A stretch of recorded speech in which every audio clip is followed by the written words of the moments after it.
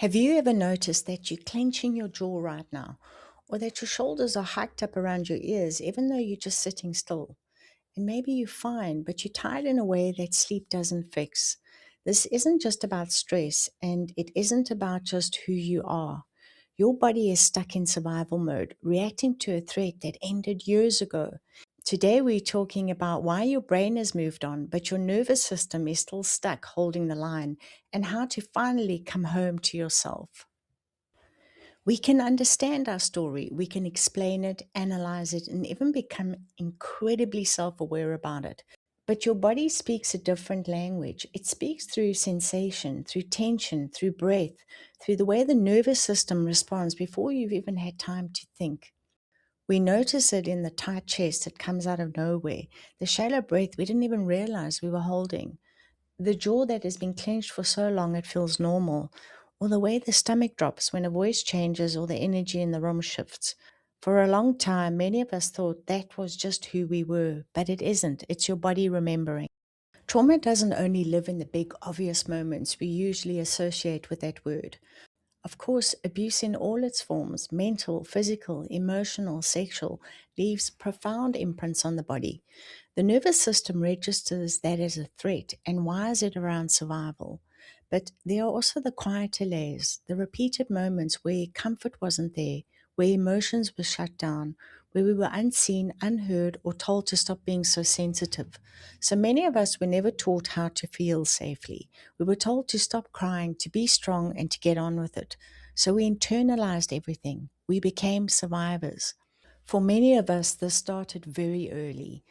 There's this unspoken promise and expectation when we come into the world that all our needs will be met and that we will be safe, that someone will help us make sense of what we feel before we've even had words for it. But that's not how it was for everyone. For some of us, home felt unpredictable, loud, tense, or emotionally absent. You could have everything you needed on paper and still feel like something essential was missing. So the nervous system adapts. It learns to stay alert, scan, brace, and over time we become deeply tuned into everything that is happening around us. Then life carries on. We grow up, we become adults, we build lives, and somewhere along the way there's this expectation that we should be over it. But the body didn't get that message. So sometimes something small happens and suddenly the body is flooded or frozen or shutting down. And afterwards we're sitting there wondering, where did that come from? And I know that space well. And what I didn't understand for a long time was that my body wasn't reacting to the moment in front of me. It was responding to what it had learned to expect. Because trauma isn't just an event, it's the response that got stored. And this follows us into relationships, work, and everyday life.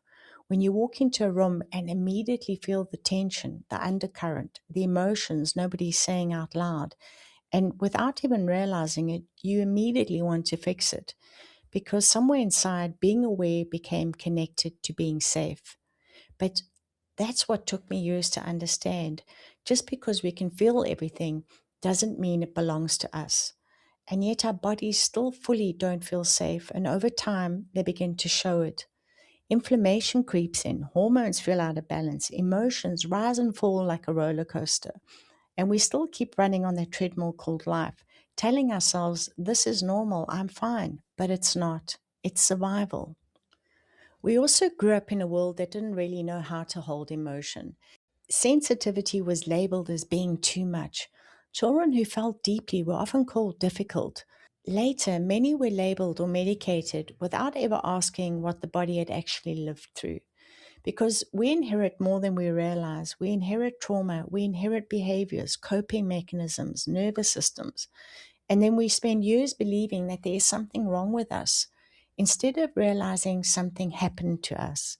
And the body remembers not to shame us, but to guide us, to show us where something still needs gentleness, attention, and care. And this is where something begins to shift. When we stop seeing the body as something that is overreacting or failing us and start seeing it as something that has been trying to protect us all along. Because survival mode is not our identity, it was our body's response, but it was never meant to become our permanent way of living. And I can say this from a very real place in my own life. Even now in my 50s, I still notice when my body reacts before my mind does, when something small activates something old. And I realize that there are still parts of me holding that survival pattern from long ago. But what has changed is how I meet it, not with force, not with harshness, but gentleness. Because the body that learned through tension and survival is not going to heal through more pressure. It responds to safety.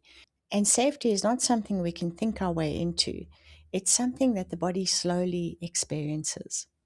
So we find ourselves wanting more ease, more love, and more peace, and genuinely meaning it. But the body quietly holds back because something inside doesn't feel safe. And that's where so many of us get stuck.